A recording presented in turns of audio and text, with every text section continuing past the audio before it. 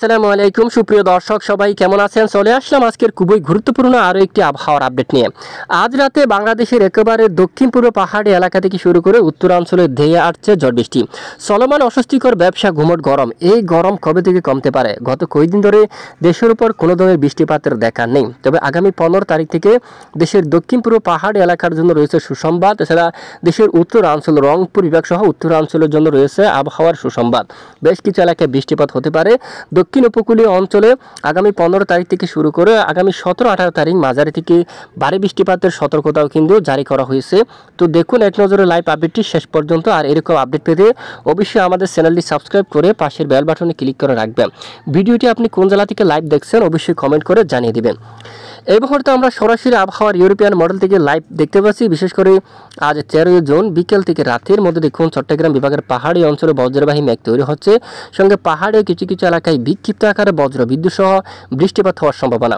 পাশাপাশি খুলনা, বরিশাল এবং ঢাকা বিভাগের অধিকাংশ এলাকায় আকাশ একেবারে পরিষ্কার।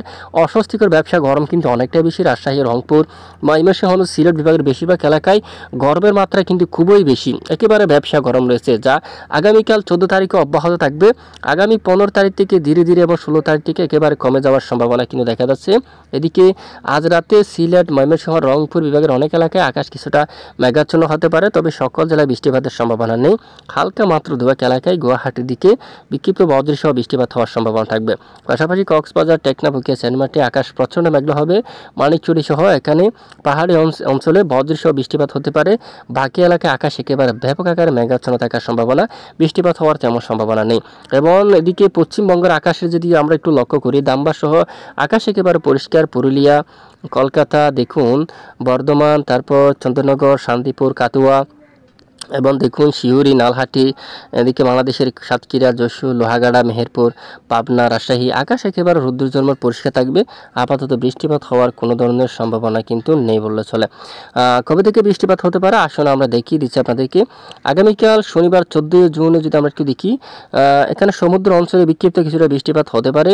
সঙ্গে বাংলাদেশের রাজধানী ঢাকা সহ বেশিরভাগ এলাকায় আকাশ পরিষ্কার থাকতে পারে। হালকা মেঘের আনাগোনা, যদিও বৃষ্টি হয় ক্ষুদ্র ক্ষুদ্র স্থানীয় সামান্য দুয়েক অঞ্চলে, তেমনভাবে ঝড় বৃষ্টিপাত বা ভারী বৃষ্টিপাতের আশঙ্কা কিন্তু নেই।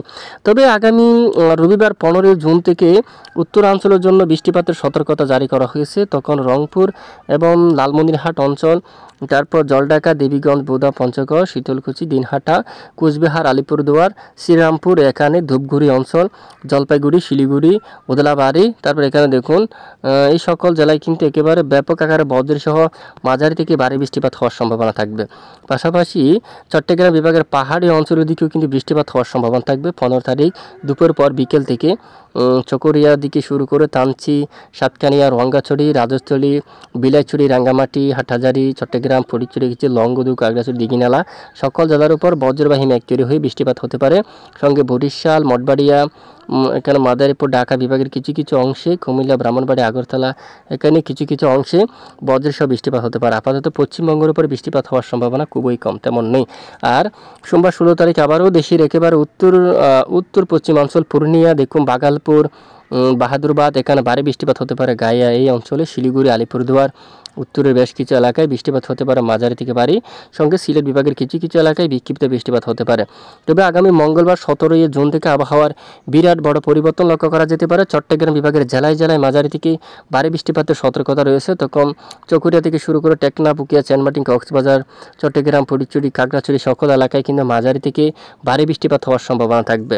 তাই ভিডিওটি ঝড়ের গতি শেয়ার করে সবাইকে জানিয়ে দিবেন। এতক্ষণ আমাদের সাথে থাকার জন্য অসংখ্য ধন্যবাদ।